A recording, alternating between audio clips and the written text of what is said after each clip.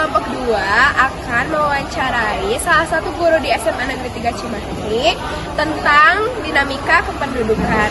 Sebelumnya, izinkan kami memperkenalkan diri terlebih dahulu. Perkenalkan, nama saya Andini Rafiana. Nama saya Karima Ida Putra. Perkenalkan, nama saya Wina Hasanah. Nama saya Rifa Siti Latifah. Nama saya Fitriani Ardianti. Jadi langsung aja kita wawancara gurunya. Baik, selamat siang Pak. Di sini kami dari kelas 11 S1 izin mewawancari Bapak selaku guru yang bekerja di SMA 3 Cimahi, dan kami ingin mewawancari Bapak karena tugas geografi. Sebelumnya izinkan saya memperkenalkan diri terlebih dahulu. Perkenalkan, nama saya Andini Rafiana. Dan langsung aja kita masuk ke pertanyaan-pertanyaan yang sudah kami siapkan. Tapi sebelumnya jika diizinkan, Bapak boleh perkenalkan diri Bapak terlebih dahulu. Saya dengan Bapak siapa? Oh, nama Bapak Beni Ahmad Muharam. Ya. Terus alamat rumah Bapak di mana ya? Kalau alamat rumah di Tasik, tapi kalau di sini domisilinya di Jalan Pesantren. Oke. Umur Bapak berapa? 28 tahun. Selanjutnya Bapak guru mapel apa? Bapak guru mata pelajaran sejarah. Oke. Udah berapa lama ngajar di 93? Sudah mau 5 tahun. Oke. Ngajar kelas berapa aja, Pak? Sekarang Bapak ngajar kelas 10 sama kelas 11. Oke. Kita semuanya. Nah, di sini kami ingin menanyakan kepada Bapak, menurut Bapak, apa sih yang dimaksud dengan dinamika kependudukan? Jadi dinamika pendudukan itu adalah perubahan dalam susunan, bukan perubahan dalam jumlah kependudukan, ya. Dipengaruhi oleh kelahiran, kematian, dan juga migrasi biasanya. Itu dinamika kependudukan. Nah, menurut Bapak sendiri, apa sih yang dimaksud dengan migrasi itu? Migrasi itu adalah perpindahan individu dari satu tempat ke tempat yang lain. Tapi kan dibagi-bagi lagi tuh. Ada imigrasi, ada emigrasi, ada urbanisasi, ada transmigrasi. Beda-beda. Pengertiannya beda-beda. Menurut Bapak, yang dilakukan untuk menekan laju pertumbuhan penduduk itu apa? Adalah menekan kelahiran penduduk juga. Ya, makanya kan pemerintah kita sejak mungkin pas pemerintahan Orde Baru mencanangkan apa yang disebut dengan program KB, 2 anak lebih baik. Nah, itu kan salah satu mengontrol angka kelahiran. Kan? Kemudian juga mungkin ya itu dilihat dari ya kemungkinan ya itu harus namanya itu ada kebijakan dari pemerintah untuk membatasi jumlah kelahiran. Misalnya orang tua yang anaknya cuma 1 nanti disubsidi sama pemerintah, misalnya itu kan contoh. Kalau ada di Indonesia mungkin bisa jadi mereka berpikiran untuk mempunyai anak tuh jangan terlalu banyak-banyak. Kan dulu mah kan ada pandangan banyak anak banyak rezeki, tapi kan sekarang belum tentu seperti itu, kan? Menurut Bapak tadi kan permasalahannya itu ada migrasi. Nah, cara mengatasinya itu kan termasuk permasalahan. Nah, cara mengatasinya gimana? Oh, migrasi sebetulnya bisa dianggap masalah, bisa dianggap juga solusi ya. Kalau kata Bapak, yang jadi masalah adalah perpindahan dari urbanisasi dari desa ke kota. Kemudian di kota itu terjadi kepadatan penduduk. Misalnya, kenapa kita lihat dulu kan, kenapa orang-orang pindah dari desa ke kota? Ya mungkin di kota banyak pekerjaannya. Nah, semakin orang-orang yang tertarik ke kota itu, mereka banyak bekerja di tempat itu, akibatnya kota itu padat. Nah, akhirnya kan muncul permasalahan baru, misalnya kepadatan kependudukan, masalah sampah, masalah bencana seperti banjir dan sebagainya. Nah, solusinya adalah kata Bapak, ya harus pemerataan. Nah, di desa-desa atau di kabupaten-kabupaten di dekat pedesaan itu mungkin dibuka lagi semacam lapangan pekerjaan baru, sehingga orang-orang yang di desa sekitaran itu tidak pergi ke kota besar, tapi lebih lebih bisa berkarya di daerah asalnya gitu. Selanjutnya, pertumbuhan penduduk yang terlalu cepat akan menimbulkan masalah. Itu mengapa? Ya karena kalau tidak dikontrol, maka kan nantinya infrastruktur dan suprastruktur sarana dan prasarana negara itu kan tidak memadai. Misalnya nanti akses ke pendidikan susah, akses ke pekerjaan susah, kemudian juga akses ke sarana kesehatan susah, kemudian dapat menyebabkan bencana alam. Nah, jadi kalau misalnya tidak terukur atau tidak beraturan, nanti malah beban negara lebih besar. Jadi mengontrol angka kelahiran itu penting. Ya. izin bertanya kalau apa pengaruh dari ketidakseimbangan gender pada dinamika kependudukan? Ketidakseimbangan gender itu mungkin ada diskriminasi ya, kesempatan bagi perempuan sama laki-laki yang berbeda gitu kan. Dinamikanya berarti ya perempuan jadi terlalu banyak mengerjakan kebutuhan-kebutuhan domestik, alias perempuan itu lebih banyak menghabiskan waktu di rumah. Akhirnya akibatnya dia tidak berkembang secara karir gitu kan. Sementara laki-laki mendominasi di sektor-sektor industri gitu kan. Nah, itu kan ada kesenjangan antara yang laki-laki dengan perempuan ya. Tapi kalau berkaitan dengan dinamika kependudukan, Bapak rasa hanya dilihat dari yaitu terserapnya para pekerja antara perempuan dengan laki-laki dan kesempatan bagi laki-laki atau kesempatan bagi perempuan untuk diserap sebagai tenaga kerja. Kadang-kala kan berkaitan juga dengan budaya nih. Perempuan buat apa sih kerja tinggi-tinggi, sekolah tinggi-tinggi? Karena ujung-ujungnya balik lagi jadi istri untuk ngurus anak dan ngurus suami gitu kan. Nah, akibatnya kan akhirnya ada perempuan yang harus mengorbankan pendidikannya yang tinggi demi untuk mengerjakan tujuan rumah tangga. Dan itu kan sangat disayangkan. Nah, itu mungkin yang disebut dengan kesenjangan antara laki-laki dan perempuan, karena kesempatan yang didapatkan oleh perempuan lebih sempit daripada laki-laki. Jadi ya itu dari neraca kepegawaiannya mungkin dari jumlah karyawan lebih banyak yang diserap laki-laki daripada perempuan. Iya, terima kasih Bapak. Bu, sebelum mulai wawancaranya, Ibu boleh gak perkenalkan nama Ibu dulu siapa? Nama saya Hani Purwati, jabatan di Disdukcapil ini analis sistem informasi.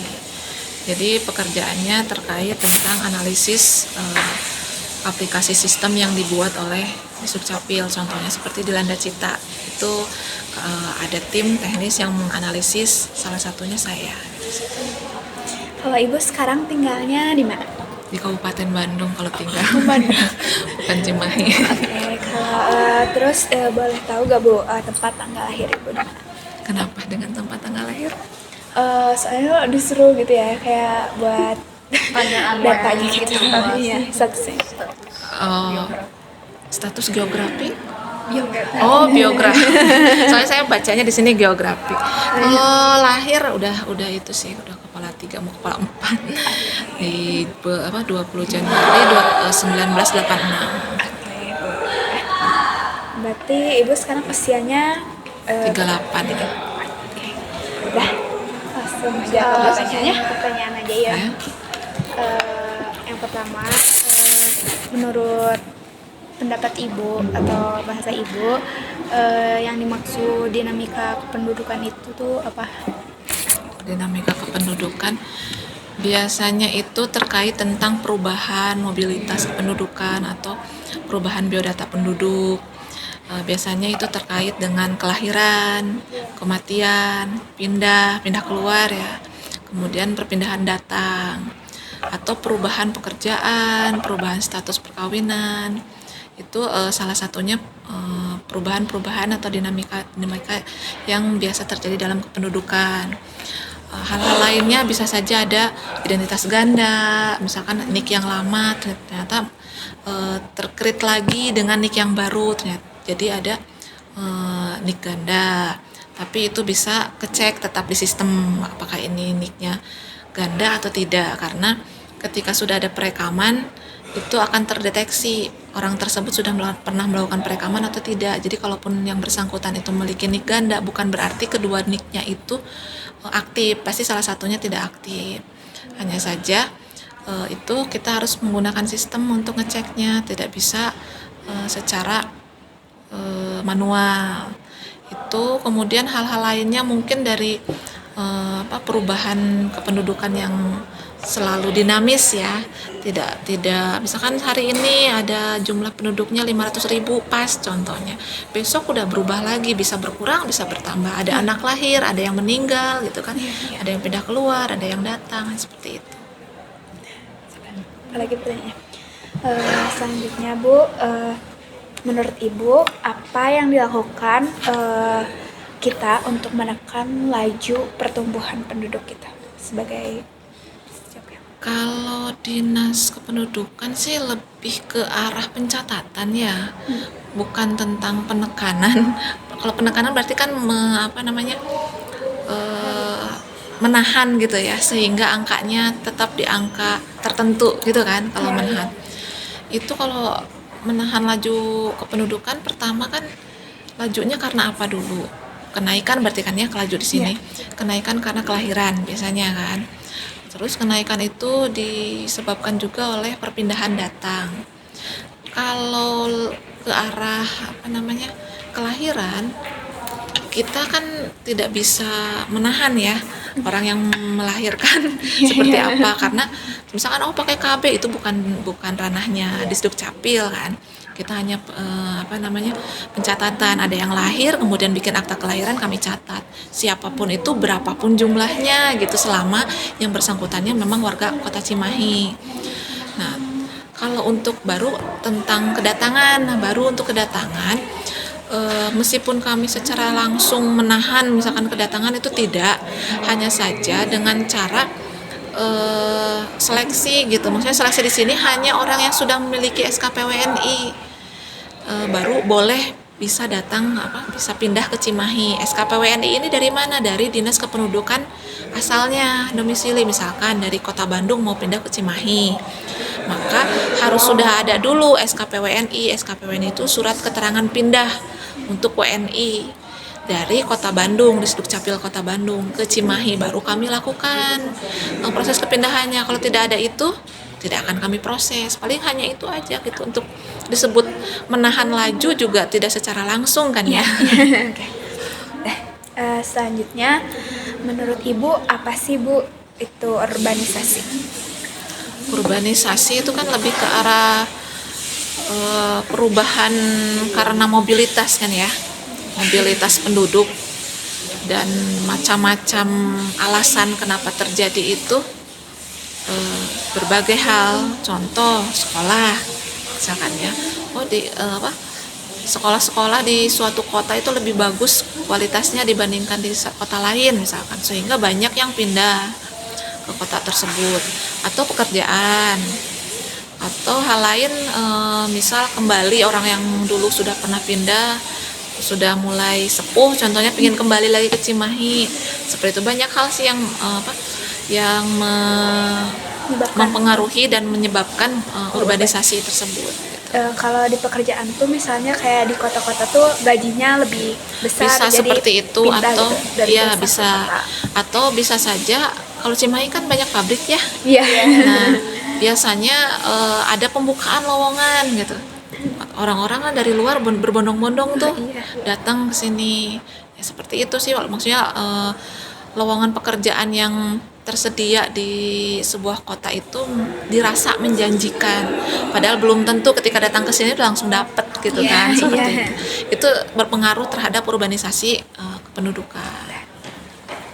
Terus Bu, kalau dampaknya itu apa, dampak urbanisasi menurut Ibu? Dampak urbanisasi sih, kalau karena Cimahi kota ya, jadi kami dari sisi kotanya ya, karena point of view-nya bisa dari yang didatangi atau yang ditinggalkan. Kalau kami sih mungkin dari yang didatangi semakin padat gitu. Kita semakin padat, lahan semakin sedikit gitu kan. Kemudian lapangan pekerjaan semakin sedikit juga, karena kan semakin banyak yang datang, persentasenya lah gitu ya, jadi berkurang. Meskipun secara jumlah misalkan lowongan pekerjaan bertambah nih tahun ini, tapi kalau yang melamarnya membludak juga bertambah kan, jadi persentase pertambahannya juga semakin berkurang.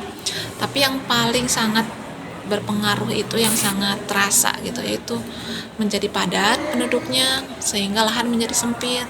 Ketika lahan sudah semakin sempit, pertama kebersihan, kemudian kriminalitas, karena ada yang misalkan tujuannya bekerja misalkan terus tidak dapat, tapi tidak pulang juga, akhirnya pekerjaan yang lain tidak dapat sehingga kecenderungan terhadap itu juga besar juga gitu kan. Itu sih yang paling itu, meskipun yang kriminalitas ini tergantung dari individu dan kondisi lingkungan gitu ya.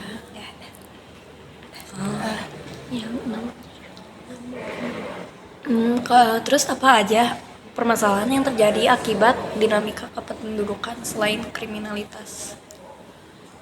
Apa itu kepadatan penduduk itu sehingga idealnya misalkan dalam satu kota, satu petak rumah gitu, idealnya itu satu kakak, sehingga alamat hanya itu gitu kan. Tapi kalau karena padat, satu petak rumah itu bisa diisi oleh beberapa kartu keluarga, kepala keluarganya ada berapa gitu, meskipun itu memang satu keluarga kan, masih anaknya, ibunya, mertuanya, apanya di situ. Itu kemudian dinamika lainnya menjadi yaitu sulitnya lapangan pekerjaan kan, semakin misalkan tahun kemarin sih 400.000 lowongan pekerjaan contohnya, sekarang jadi 500.000 lowongan pekerjaan. Tapi kalau tahun kemarin itu dari 400.000 itu yang melamar ada 700.000. Kalau sekarang ternyata meskipun lowongan pekerjaannya jadi 500 tapi yang melamar jadi 1.500.000. Nah, jadi kan persentase kesempatan kerjanya menjadi sedikit kan, mengecil seperti itu. Kalau yang secara langsung mungkin itu yang bisa apa ya, terbayangkan lah ya nih di dinas. Karena memang kalau tentang lahan pekerjaan atau apa itu memang di luar Disduk ya, ranah Disduk. Tapi yang kami lihat itu dari kependudukan itu pengalamatan menjadi padat gitu di satu tempat, di satu wilayah dengan luas sekian ternyata lebih padat dibandingkan kelurahan lainnya. Terus mengapa pertumbuhan penduduk yang terlalu cepat tuh justru malah jadi jelek gitu ke daerahnya? Kalau kenapa sih, jadi berbagai macam sudut pandang sih ya, jadi kita tidak bisa mengambil konklusi dari satu sudut pandang, kita juga harus ada dari data-data lainnya ya. Cuman kalau dari data kependudukan ya karena menjadi lebih padat kan, lebih padat, ruang gerak menjadi lebih sedikit, ketika lahan-lahan menjadi perumahan, ruang terbuka hijaunya juga semakin menyempit, sehingga berefek ke kesehatan. Kemudian ketika sebuah lingkungan atau kos-kosan atau sebuah gang diisi melebihi kapasitasnya, sehingga kebersihan, kemudian udara, kemudian hidup bersihnya juga kan masing-masing ada yang berbeda, ada yang memang bersih, ada yang tidak, sehingga akhirnya tercampur di situ. Jadi memang pasti mempengaruhi gitu. Cukup untuk gimana? Masih ada? Ini Bu, masih ada lagi Bu. Terus menurut Ibu apa sih Bu itu migrasi? Migrasi itu pindah kan ya? Iya, hampir Kalau sama kayak secara sama urban. Iya. Ya, kalau urban kan perkotaan ya, antar kota itu migrasi. Kalau ini lebih ke arah mana? Migrasi itu biasanya lebih ke secara besar-besaran bukan ya? Biasanya kalau migrasi itu kayak transmigrasi gitu kan? Iya. Kalau sekarang itu karena kalau dulu memang masih satu dinas ya, Disnaker Transos dengan transmigran. Sebentar deh, ada di rumah dulu. Maaf ya. Itu biasanya kalau itu dalam skala besar ya, kalau nggak salah migrasi itu seperti halnya transmigrasi. Cuman di Disduk Capil itu karena sudah lama tidak satu dinas dengan yang bagian transmigrasi, jadi memang tidak lagi menangani hal tersebut. Paling kami hanya dalam hal pencatatan. Jadi ketika ada suatu migrasi yang besar-besaran, agak kesusahannya itu ketika dalam hal pencatatan kependudukannya. Karena kan kami itu berdasarkan laporan. Kadang meskipun kita jemput bola sih ke masyarakat atau apa, itu kalau masih di daerah Cimahi sih masih terhitung mudah ya dibandingkan kalau di pelosok-pelosok Indonesia yang lain. Kalau di Cimahi kan masih wilayahnya sedikit, kemudian kelurahannya juga hanya 15. Jadi kalau ada jemput bola langsung ke kelurahnya bisa langsung melakukan koordinasi dengan RW. Misalkan ada yang pendatang, silahkan melakukan pencatatan kependudukan. Nah, itu lebih mudah. Tapi kalau yang di pelosok-pelosok yang lain, misalkan Kalimantan, Papua, Sulawesi, itu kan akan kesulitan gitu kan, karena dengan medan yang sangat luas, kemudian jalan juga masih tidak seluruhnya merata aspal gitu kan. Iya, iya. Sehingga ada kesulitan dalam hal pencatatan kependudukan. Itu sih kalau dampak dari migrasi itu. Cukup? Ya. Udah cukup Bu wawancaranya. Mohon maaf ganggu waktunya. Makasih banyak udah Sama-sama. luangin waktunya buat wawancara. Iya, nggak apa-apa, sama-sama. Langsung pamit ya Bu. Iya. Makasih banyak ya Bu. Sama-sama.